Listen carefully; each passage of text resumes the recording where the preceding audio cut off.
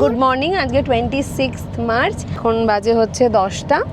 আর আমরা এই স্টার্ট দিলাম দারিংবাড়ি থেকে, দারিংবাড়ি হোটেলে চেক আউট করে গোপালপুরের উদ্দেশ্যে। আর আজকে আমাদের তো গাড়ি নেই, গাড়ি ওয়ার্ক স্টেশনে গেছে, আর সেই জন্য আমরা একটা গাড়ি ভাড়া করেছি। এই দাদা আমাদের নিয়ে যাচ্ছেন। আজকে শিবাজিও আমাদের সাথে আছে, আর গাড়িতে আমাকে প্রচুর কাজ করায়, আজকে সেই কাজগুলো আমি ওকে দিয়ে করাবো। আচ্ছা, আমরা কোথায় যাচ্ছি বাবা? গোপালপুর। দারিংবাড়ি যাচ্ছ না? দারিংবাড়ি গেছিলে? যাচ্ছি আমরা। রাস্তায় ওই কিছু জায়গা দেখতে দেখতে যাব। আমরা প্রথমে যাব পাঙ্গালি ভ্যালি। পাঙ্গালি ভ্যালি হচ্ছে এখান থেকে 15 কিলোমিটার।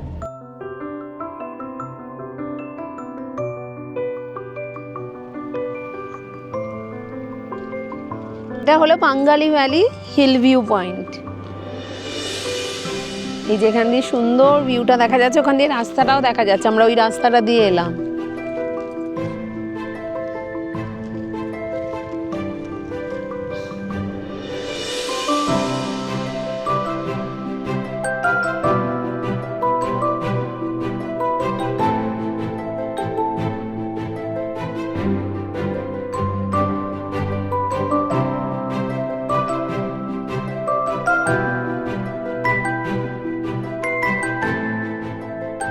আমরা মিদুওয়ান্দা ওয়াটারফলে এসেছি। এখন এই স্টেপসগুলো নেমে যেতে হবে, আনইভেন স্টেপসগুলো। কিছু কিছু স্টেপস আছে খুব ভালো, কম, আর কিছু কিছু স্টেপস একটু উঁচু উঁচু।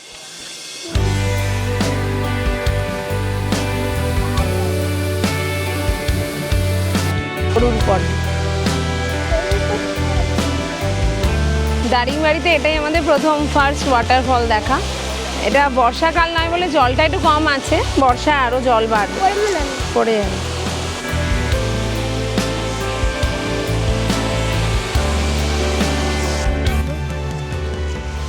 ভালো ওয়াটারফলটা, খুব একদম উড়ে যাওয়ার মতো কিছু না, কিন্তু ভালো।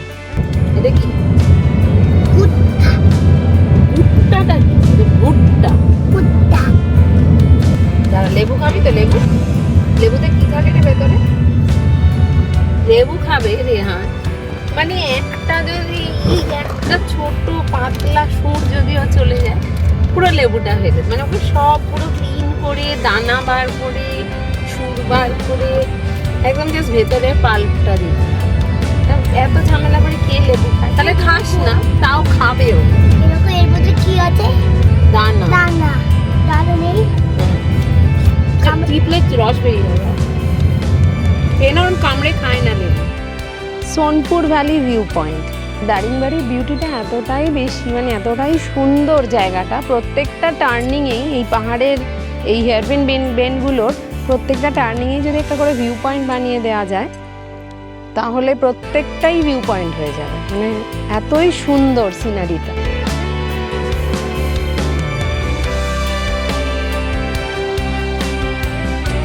সব জিনিস তো ক্যামেরায় মানে পুরোপুরি ক্যাপচার করা যায় না। মানে চোখ দিয়ে যে সুন্দরটা মানে আমরা অনুভব করতে পারছি, ফিল করতে পারছি, জানি না ক্যামেরায় সেটা কতটা ক্যাপচার হবে। মানে এই যে সুন্দর ভ্যালিটা দেখা যাচ্ছে, দূরে পাহাড়, মানে একদম মানে ট্রিট টু দ্য আইজ মনে হচ্ছে।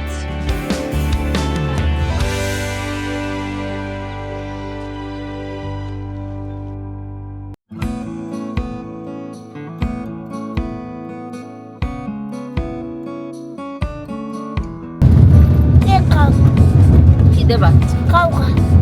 রুম বাড়িতে গিয়ে খাবো না, এখানে একটু খাই। বেশি নুন। এই কোথায় বলো?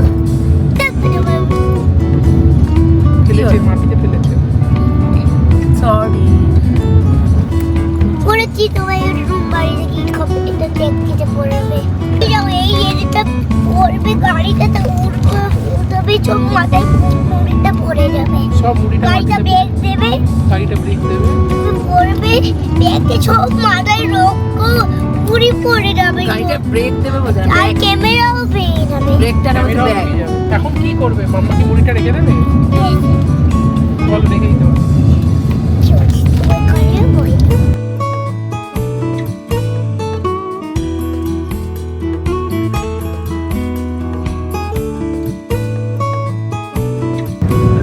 রাজবাড়ি যাওয়ার দুখানা রাস্তা মেনলি। একটা হচ্ছে যেটাকে ওই ছোটো রাস্তা বলে, মানে যেটা স্ট্রেট রাস্তা, আর একটা ঘুরে ঘুরে না।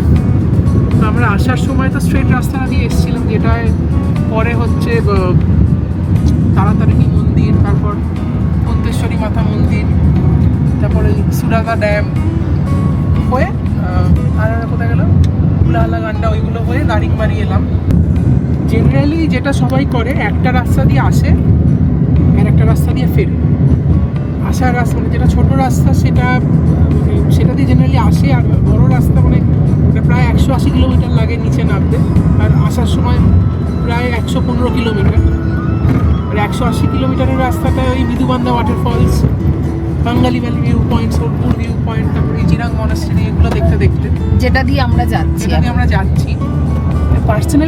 পার্সোনালি আমার মনে হচ্ছে যে এই ফেরার রাস্তা বেশি সুন্দর, মানে বেশি মানে সিনিক, নিজেরা শিবাজি চালাতে পারলো না, আমার চালানো হলো না, কিন্তু মানে ঠিক আছে, এরকম রাস্তা প্রচুর চালিয়েছে, সেটা ব্যাপার না, মানে এই রাস্তাটা বেশি সুন্দর লাগে।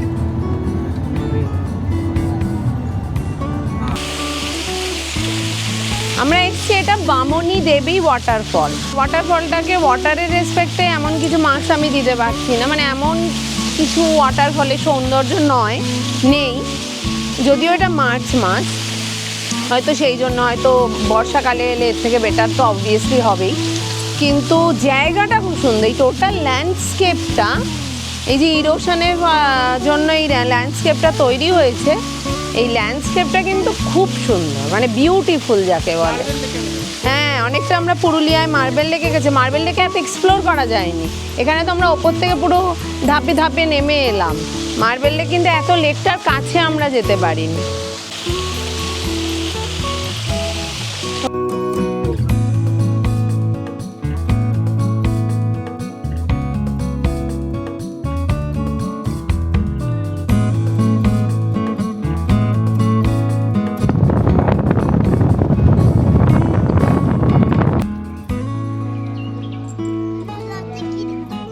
এটা জিরাং মনাস্টারি, এটা ঢোকার সময় একটা ওদিকে বিশাল বড় লেক আছে, আর লেকটা খুব সুন্দর। তার আগে মানে টিবেটিয়ান গ্রামের মধ্যে একদম শেষে এই মনাস্টারিটা, পুরো গ্রামটার মধ্যে দিয়ে আমরা এলাম।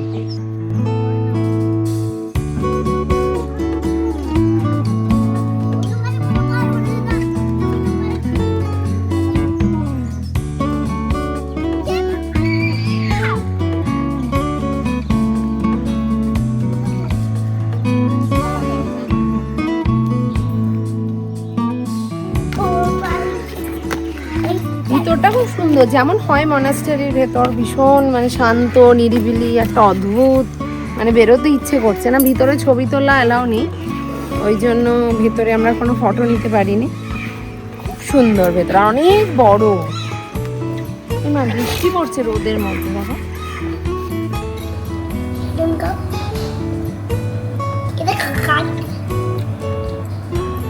আমরা একটু খিদে পেয়ে গেছে, লাঞ্চ তো করিনি, হোটেল থেকে ব্রেকফাস্ট খেয়ে বেরিয়েছিলাম, তো এখানে ফুচকা অর্ডার করলাম। খুব ভালো, ইয়ামি, ইউম খেতে, ইউম পিসুমের ভাষায়, কেমন খেতে, ইউম মামা, ইউম।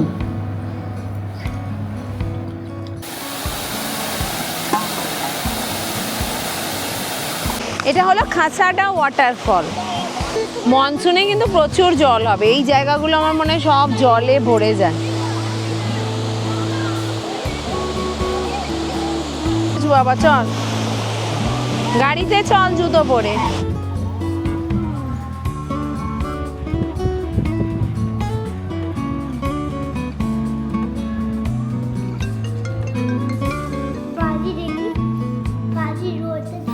এটা আমাদের গোপালপুরে স্টে রুমটা,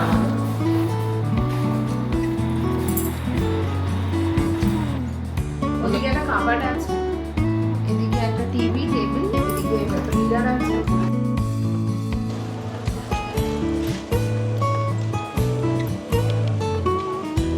আমরা গোপালপুর পৌঁছালাম ওই 6:30 নাগাদ। হোটেলে চেক ইন করে আমরা একটু বিচে এসেছি। বিচটা খুব সুন্দর, মানে একদম জমজমাট, ওয়েদার খুব ভালো, একটুও গরম লাগছে না, সুন্দর হাওয়া দিচ্ছে।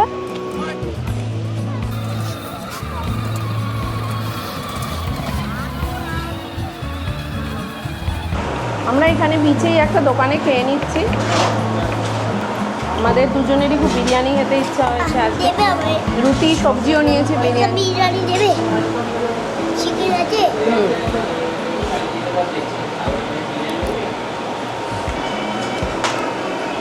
করতে হবে না যাবো। আমাদের ব্যাঙ্গালোরে বিরিয়ানির মতো খেতে, এই কলকাতা বিরিয়ানি। হ্যাঁ, এখন আমরা খেয়ে দিয়ে ডিনার করে হোটেলে চলে যাব। আর আজকের মতো তাহলে এখানেই শেষ করছি ব্লগটা। কালকে আবার দেখা হবে। Bye bye, good night.